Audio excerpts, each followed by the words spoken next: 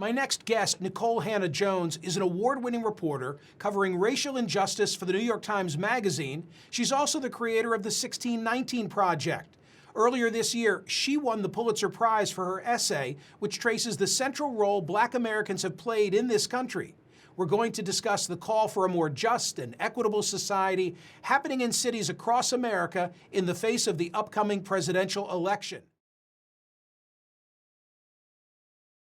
What can be done to improve the state of race relations in America? That's a difficult question to answer in a few words.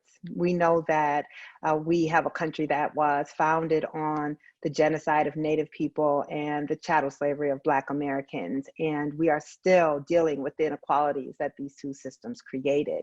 I would argue, though, that one of the levers that would have the greatest impact in the shortest amount of time would be financial reparations, both to the descendants of Native Americans who had their land stolen and to the descendants of American slavery. Black Americans and Native people are on the bottom of every indicator of well-being in this country. The Black-white wealth gap between Black Americans and white Americans has remained unchanged for the last 70 years. And in fact, it would take the average income of 11 Black Americans to equal the average income of a typical white household. So I think reparations is in the form of financial restitution to descendants is one of the greatest levers that we have, but it is also one of the least politically popular. I think public education is a linchpin of our democracy. And so there are many ways that a well-funded and functional system of public schools helps to lead to more equality and justice. First of all, public schools were founded to be the great equalizer, to say that it didn't matter where you live, it didn't matter if your parents had money or not, that we would all be able to get a basic quality education. But that this is also a place, one of the few places left in modern society where we mix across social classes, where children who come from wealthier households can be in the same classrooms and in the same facilities as children who come from lower households or lower income households. So in that way, this can be a great tool for equality. And certainly what we learn in those schools, if we are given a proper education that helps us truly understand our country, its history, and how we relate to each other, that is a tool for justice. Unfortunately, we've never actually lived up to the ideals of public education, and instead we have a vastly separate and unequal system of public schools. But at their highest potential, they're the great democratizers of our society. If the federal government were to invest more to make college access easier, particularly for students of color and for low-income students, that would certainly help make us a more just and equal society.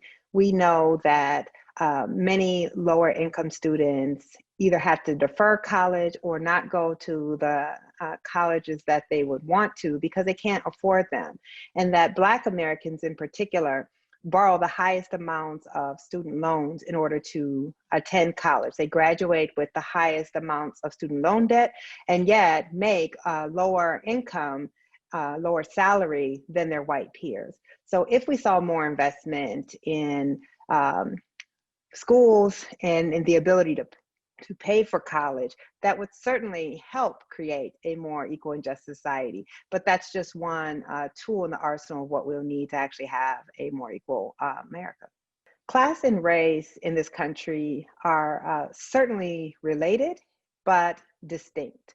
So when you understand that slavery and the 100 years of racial apartheid that followed slavery were at their heart institutions of economic exploitation. Black people were brought here in order to be enslaved so that their labor would benefit white Americans, and racism came about to justify that enslavement.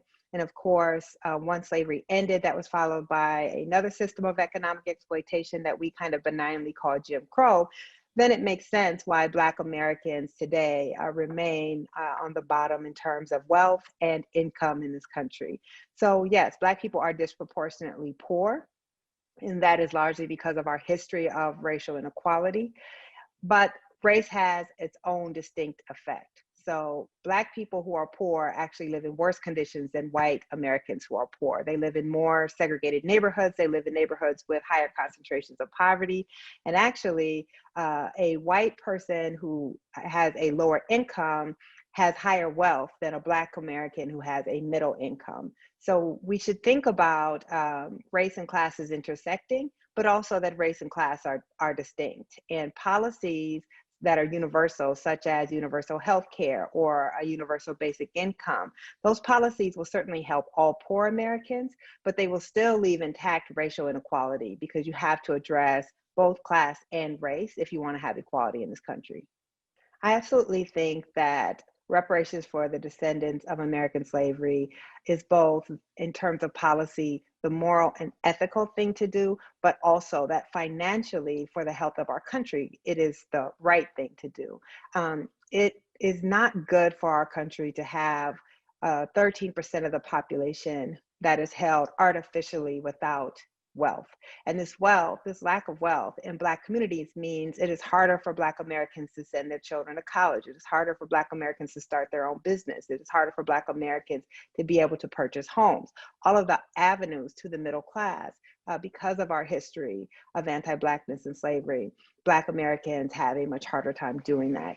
So if we wanted a policy that could address so much of the racial disparities in this country kind of in one fell swoop, what reparations would be that policy. So I do think that just in terms of restitution for the crimes against humanity that slavery constituted, but also as kind of sound fiscal policy for a more equal America, reparations is some policy that we should be pursuing. I think when I look at the outcomes of the Black Lives Matter protests this year, I tend to look at them through the lens of history and understand that social movements do not bring about transformation immediately. That if you look at the abolitionist movement, if you look at the civil rights movement, these were decades-long movements. And Black Lives Matter is going to likely also be a decades-long movement before we see the type of massive and transformational change that it requires. So no, we haven't seen major legislation being passed. We haven't seen major accountability measures being passed to kind of hold police accountable. We haven't seen changes in police funding. We haven't seen changes in how often we're incarcerating American citizens. But I think we also have to understand that these movements are movements that are going to take a lot of time. And I think what is encouraging is that people are not giving up. The protests are continuing to happen. The conversations are continuing to happen. And we're going to have to continue to see pressure being applied.